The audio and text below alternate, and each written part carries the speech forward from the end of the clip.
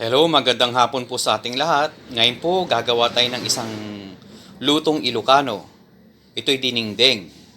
At ngayon po, umpisan po natin ang pagluluto ng sitaw, saluyot,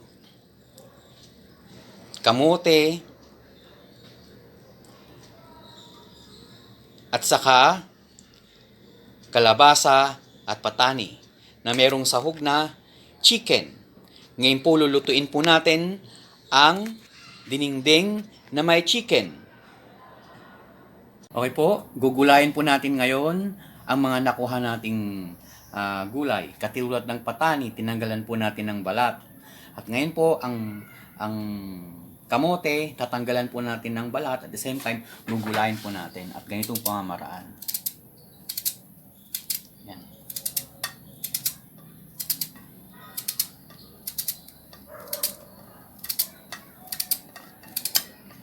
Habang nagugulay po tayo, ang gagawin natin, magpapakulo tayo ng tubig. At magpapakulo ng tubig, doon natin lulutuin itong gulay. Tulad naman, kalabasa. Tanggalan po natin ng balat.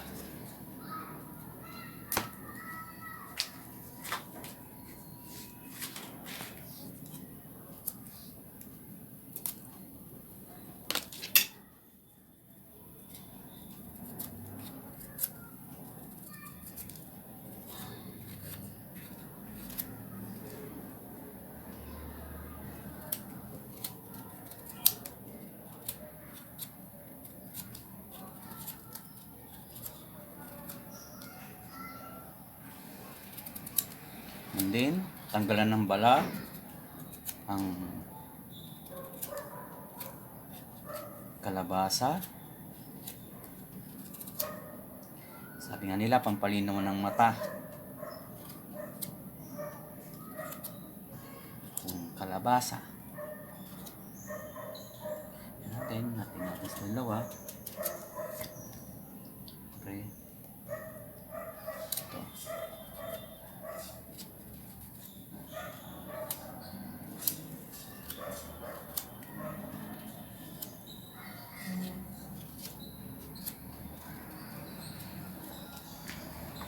Gagawin po natin, gugulayin po natin.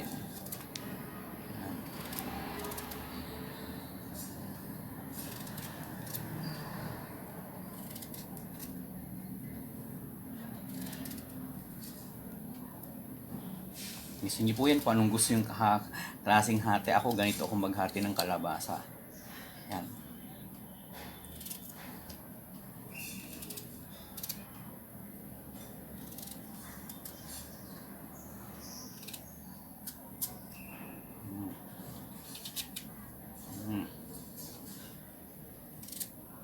Okay, sumunod naman gawin natin ay yung sitaw.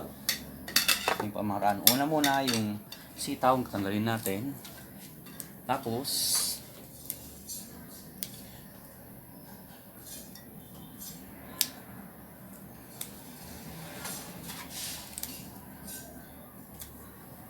tanggalin mo yung parang noon ang uod. Kasi dulo sa dulo lang.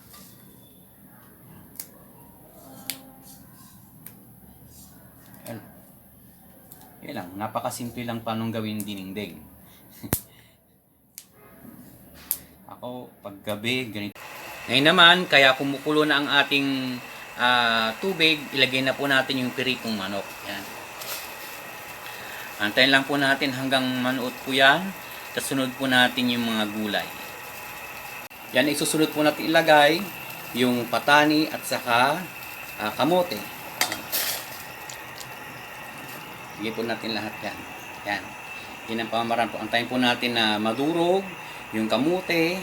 At the same time, kasabay na po yung patani na maluluto po dyan. Saka natin ilagay yung mga kasunod po na gulay. Katulad ng kalabasa. Ano pa ba yung iba? Saluyot. At saka ano tawag doon? Sitaw. Ngayon po, luto na po yung patani at saka kamote. Ngayon po, ilagay na po natin yung kalabasa. Ayan. Yan. At antay lang po natin maluto ang kalabasa, saka natin ilagay ang sitaw. Pagkatapos, yan.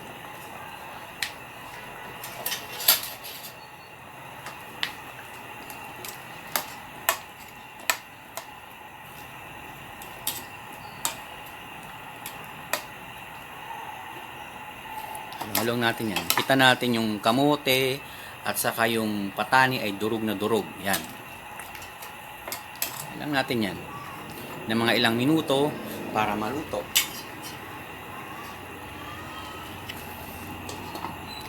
Yan.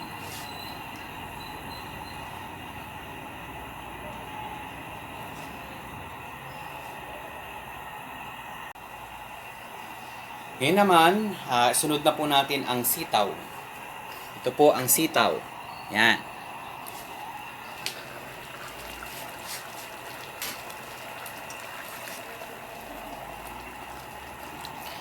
Antayin na maluto.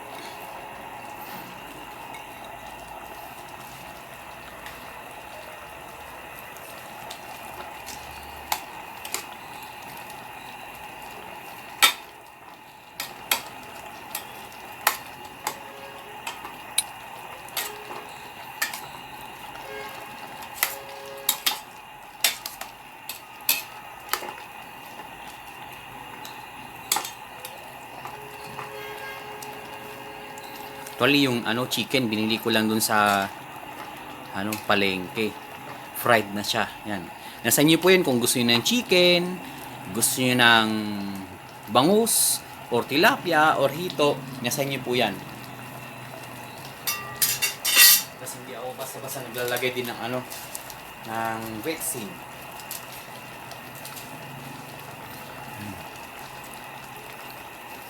Asin lang po yan. Lagay po na asin. Yan. Para po.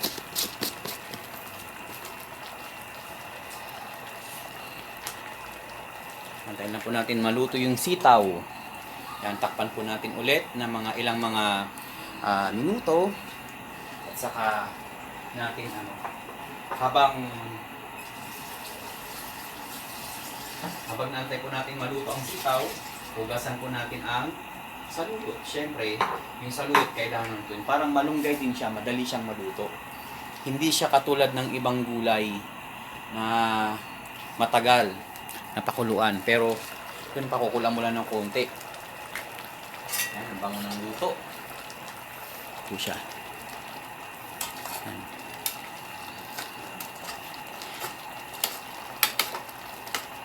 Yan, sarap po yan. Durog na durog yung yung kamote. Durog na durog yung patani. Yan. Antayin lang po natin maluto ang sitaw.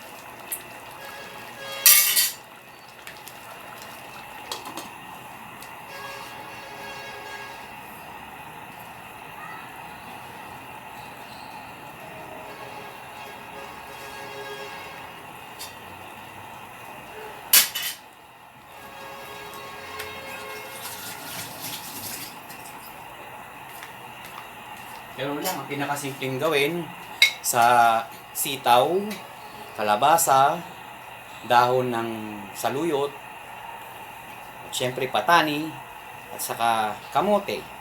Yan. Yan po yun. Kamuting kamuting hindi siya bunga. Ano ba tawag doon? Kamote na oo nga, tama, bunga. Bunga ng kamote. Yan. Tikman po natin. Yan.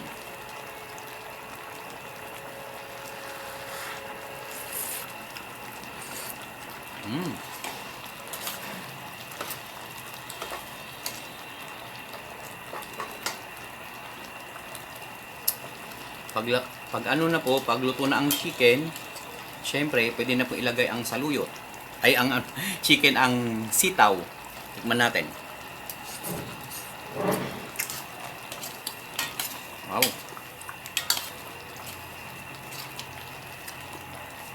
Pwede na. Ito po ang saluyot. Yan.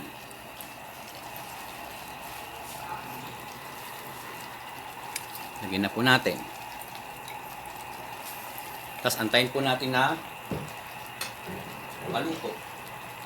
Gagawin lang po natin ganito. Yan. Natin.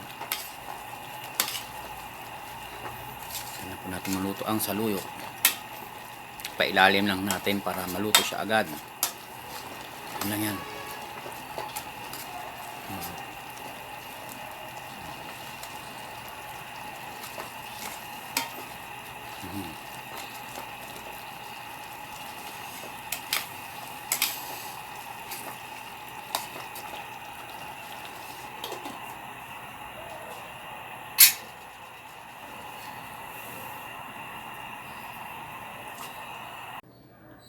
Ayan, ito na po yung lutong ulam na dinding. Yan. Po.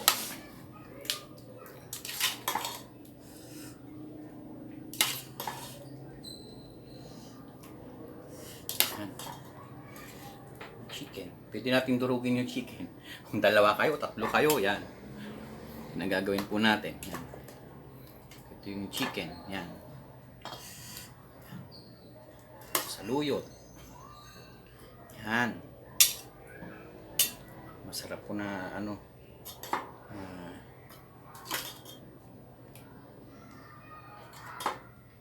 ako pag nagluluto ako ganito. Sabaw, malapot. Siyempre, yun. Yan na po ang finished product natin na ulam na tawag dito yung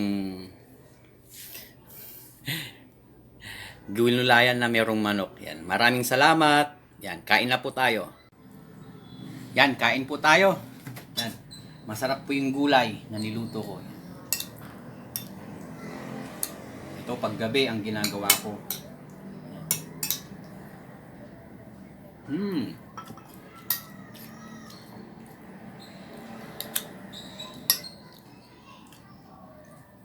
Kain po tayo.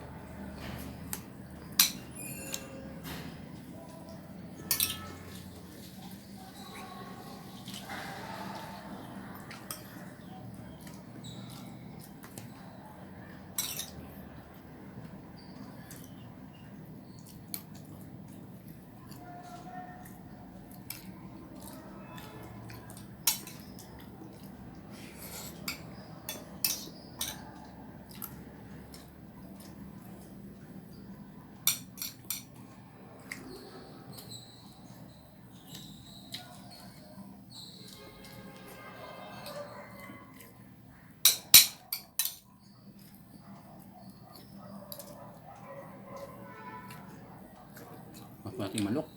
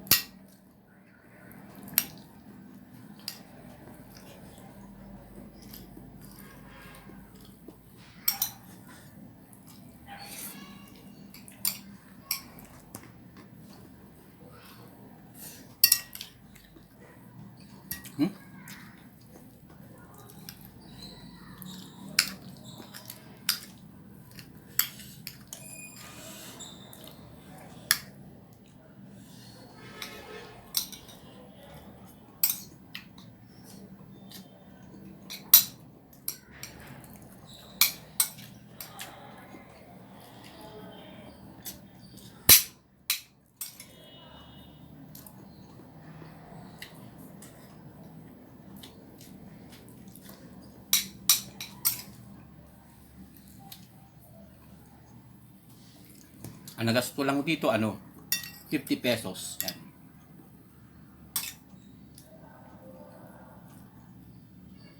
10 pisong kalabasa, 10 pisong sitaw, 10 pisong saluyot. Yung patani pala, 60 pesos pala.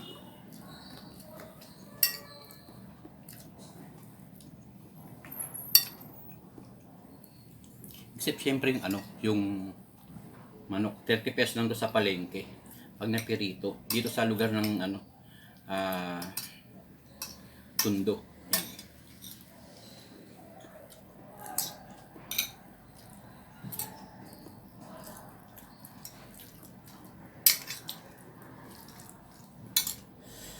Mm.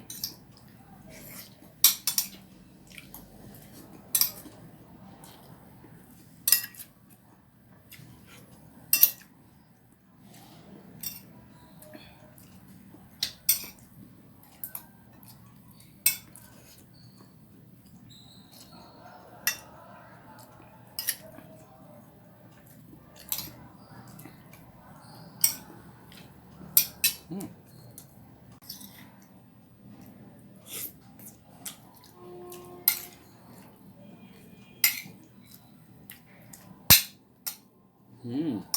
Mm. Mm.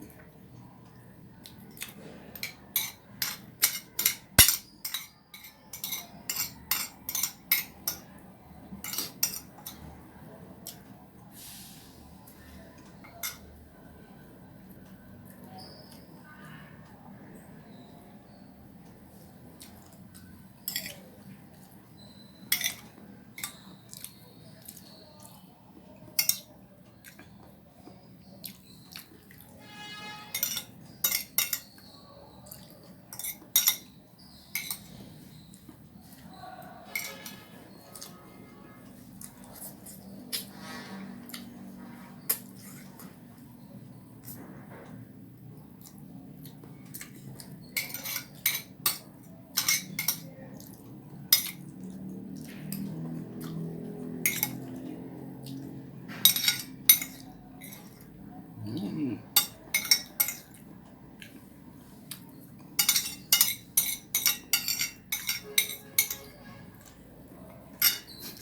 Sarap. Hmm.